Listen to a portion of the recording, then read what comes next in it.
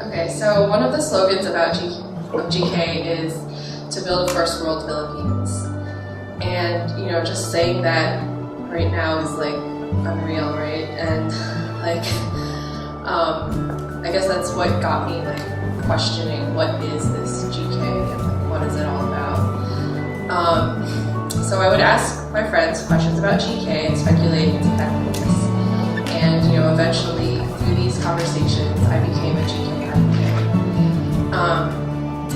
But I would have to say that after my experience at Vida'S village, living with the beneficiaries and like building alongside them, that's the only way that you can really feel and actually advocate GK's mission, because they really touch my heart. Sorry.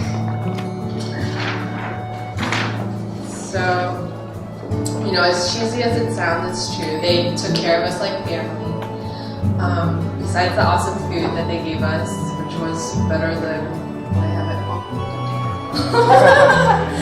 I now have a younger brother, and actually several, because the families are so close-knit. I have more parents to take care of me. And yes, it did cross my mind that, maybe they're just being nice to me because we're building them houses and all that, but really, what we did was very little.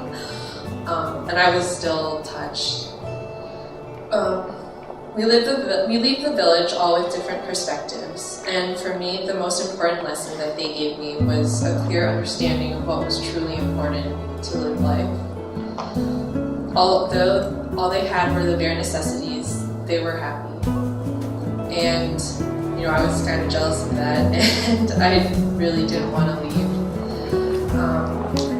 Probably part of the reason why I was crying so hard when I was leaving. You could say the whole process was cleansing. Living in the village, you notice how the families all depend on one another to take care of each other's kids, preparing food, building the homes, and most importantly, building true and honest friendships. Toward the end of the trip, we brought some gifts for our host families. I brought picture books, candy, toothpaste, shampoo. Some people gave them money. But really, at the end of it all, they gave me more than anything we could ever give to them. For me, it was a new perspective on life.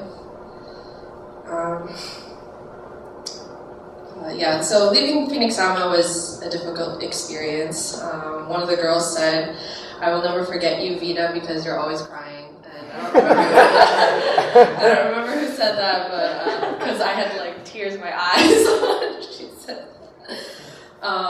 And so till even now, it's almost 2 years. I know that I've never really left. A part of me is still connected to my brother Gian, my brother Yonki, my brother Andrew, Nicole, at the Mayan. It's been almost 2 years, and these memories still keep me going and give me motivation and inspiration. So your money's worth it. And so I keep finding myself now still asking the question, where do I go from here? And as a senior at Georgetown, that's a question everybody else has been asking me too, like, what are you going to do after college? And right now I'm just like gonna set, I just know I want to go back, and I want to go back to the Philippines and just live there for a while and see what it has to offer me, because I feel like there's still a lot that I want to learn. And GK gives me that opportunity. But still, another nagging question enters my thoughts all the time. Is there really hope? Can we really do it? And I've argued this in my head and with my friends. One of the major issues in the Philippines is brain drain. And a lot of the Philippines, want to go abroad because there's more opportunities abroad. I'm a living testament to that statement. My parents came here, both of them are Filipino, and but at the same time, I feel like it fuels this cycle of dependency on other countries. And, television shows in the Philippines, malls, the whole concept of the balikbayan box, it's all based on this concept. And, is it possible to stop this cycle? And where do I fit in? I believe that it's up to me, a Filipino American, to instigate and propagate change, to start change within my own realm of influence.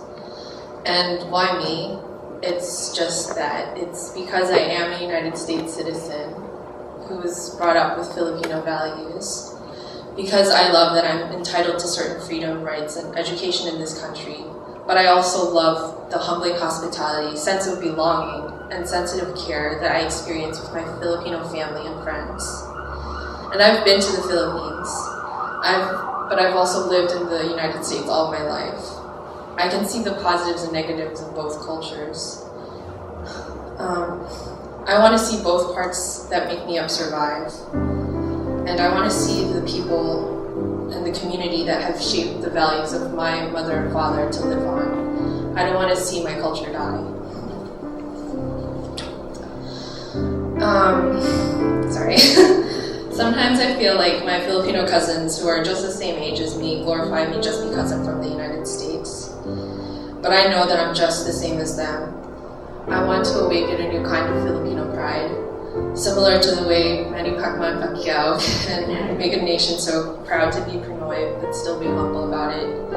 A gentle kind of pride that brings back a sense of self-respect to our people. Sorry. Back to a country that has offered itself up to other countries, sacrificed and opened itself up to Spain, Japan, and America. My dream is for a time when Filipinos all over the globe will have pride in their country, not just the people, but our government, our land, our history, and our future. And that's a lot, to ask for, but I feel like GK sustains that hope in me that one day